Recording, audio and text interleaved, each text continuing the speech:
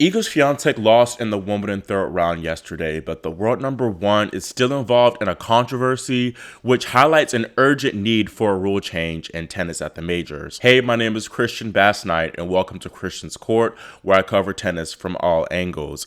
After dropping the second set 6-1 to the unseeded Yulia Putintseva, Swiatek went off court during her third round match at Wimbledon, taking her bags with her to presumably use the restroom.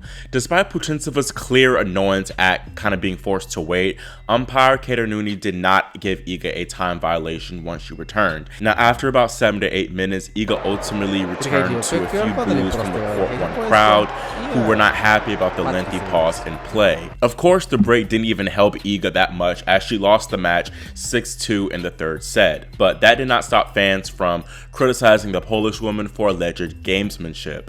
Now, Iga does have a bit of a track record of going off court to use the restroom after dropping sets.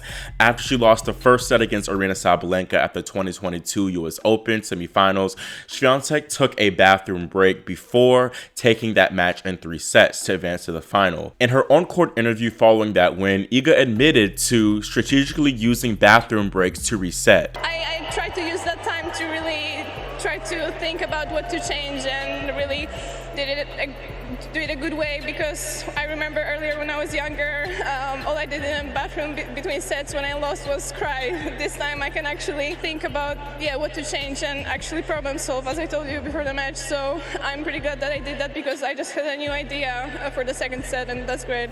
Iga fans found it hypocritical for people to be defending Putintseva, who has had her fair share of unsportsmanlike moments herself. Yulia actually did not have that much ill will towards Swiatek about the bathroom break, saying after the match, "I was a bit not annoyed, but she took a long time off the court. I don't know what the rules are. She just went to the toilet. I don't know what happened or how many minutes she was taking. Honestly, at some point, I was so bored. I went I thought she was coming. Then I was moving, and she's still not there. Again, moving, she's still not there. I was kind of getting bored." Iga is not the only one to make frequent use of the bathroom breaks.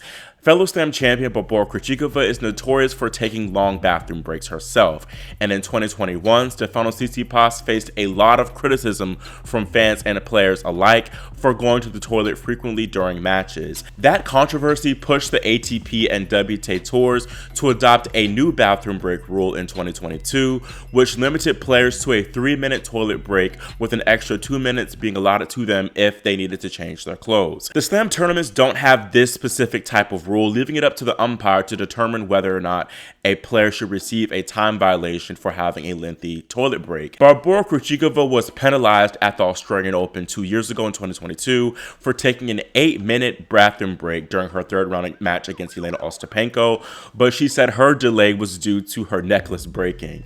I think the backlash that Iga is facing is honestly a bit too extreme. She's a professional athlete, of course, with a deep hunger to win, so of course she's going to do anything within her power, of course, if it's legal, to get an upper hand. I feel like as long as it's within the rules, then it's fair game. I do believe that 7 to 8 minutes is way too long, but that should really be on the Slam rule makers and umpires for allowing that to happen.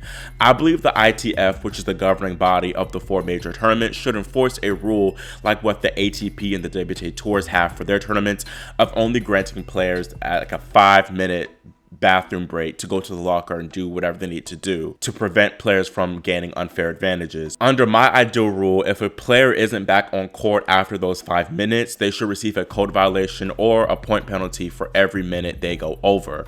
I do think you need to give players adequate time, though, to handle their business, because what if they have the bubble guts like Sabalenka did at the French Open this year and need to stay on the toilet for a minute or two longer, That's why I think the Slam bathroom rule is so vague, but something does need to give. The Slams do limit the players to 1 bathroom break per match, which Andy Murray called disrespectful when he was denied his request to take a leak during his 5+ hour Australian Open second round match against Thanasi Kokkinakis back in 2023. I definitely think there should be more bathroom breaks permitted, especially for those best of 5 matches. Now, playing devil's advocate, it's clear that Iga was not just going to the bathroom and changing her clothes, as if you go back and watch, she went back to get what seems to be a journal. So clearly she was going there, probably looking at something her sports psychologist Daria told her to write down But still, I think the most smoke should be directed towards the tennis governing bodies for having piss poor bathroom break rules. That's it for this video, and let me know in the comments if you believe that Iga was being unsportsmanlike and exhibited gamesmanship with her bathroom break delay. Also, what do you think the Slam tournament should do about the bathroom break dilemma, if anything at all? Make sure y'all subscribe to the channel too and click the notification bell so you're notified whenever I post more content like this, and also help me reach my goal